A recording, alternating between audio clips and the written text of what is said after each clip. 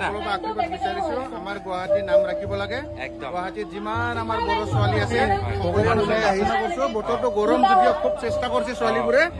ভগৱানে আমাক তাৰমানে দিয়া একদম